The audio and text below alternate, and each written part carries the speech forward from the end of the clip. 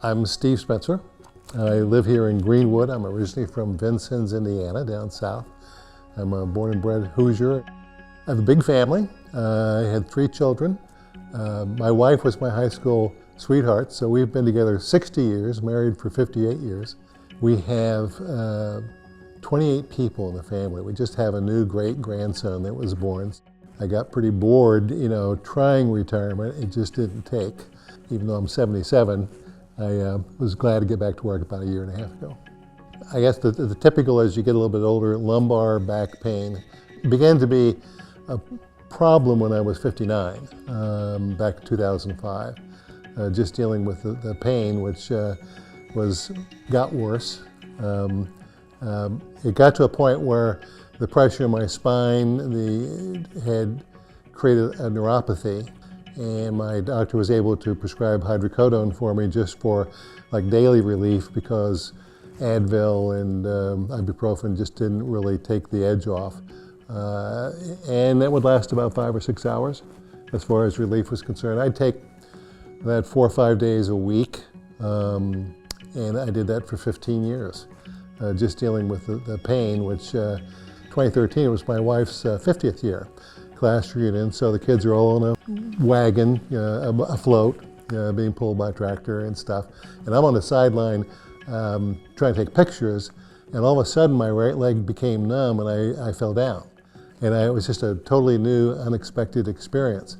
And I kind of limped the rest of the day through that. And once I got back, my doctor referred me to a spine center, and my initial visit was not very successful in that. The surgeon I talked to said, got an MRI and said, your back is very, very complicated. I'll have to talk to my colleagues. I don't know what to do for you, but there was no follow-up. So he was the first of 7 spine surgeons I visited from 2013 through 2020. The general common complaint was my back was too complicated, and they needed to talk to other people, or maybe I would regret having surgery. Nothing very positive, nothing I wanted to follow through with somebody with a lack of confidence in what had to be done. But the very first visit was unusual because his PA came in and spent 2 hours, or an hour, going through the MRI and talking to me about the fact, by that time, for the 3 years prior, from 2017 to 2020, I had developed a lot of pain in my neck.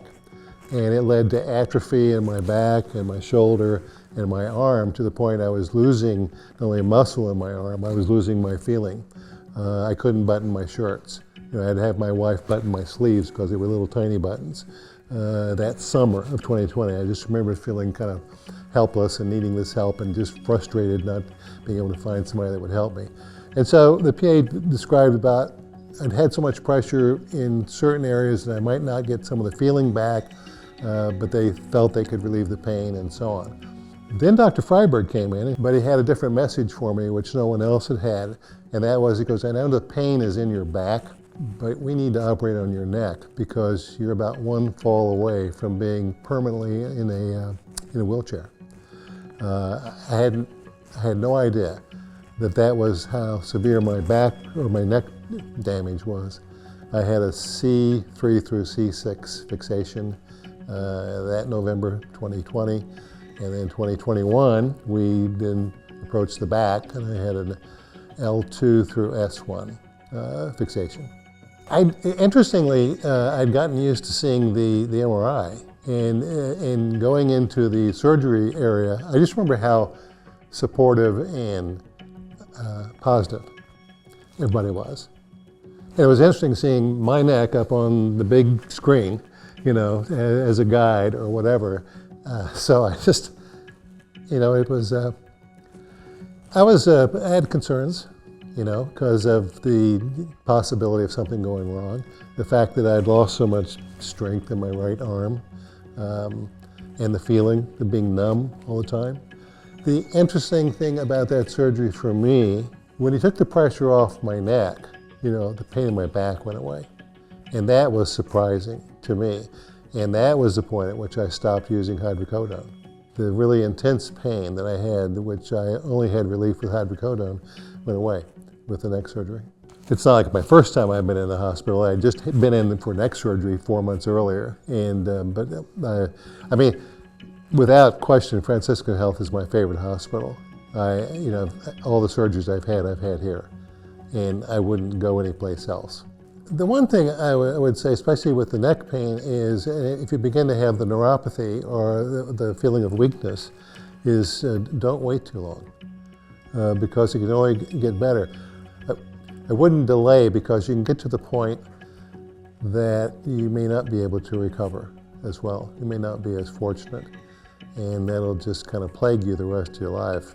I couldn't have been in a better place, obviously being in a hospital, but to have some, just minor kind of, hiccups and have them address that and get back to a point where I can concentrate on healing.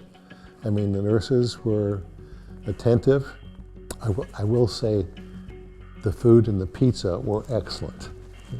So that helps you in recovery as well. But yeah, I got really used to that. It's not about them, it's about the patient. It's about the compassion of looking at the films and saying, I can, and the confidence or the experience to fix the problem or to alleviate it as much as possible. And that's, again, one of the reasons I chose Franciscan Health. I was delighted to know he was associated with the hospital and that my surgery should be here. I want to thank the people at Franciscan Health, all the nurses, the doctors, the aides, the people who cleaned the rooms, the people from the kitchen. I had very competent people taking care of me, and it meant a lot to me. It meant a lot to my family that I was going to have my health restored, that was going to be returned to them. I was very grateful to be in that kind of relief from all the pain that I had.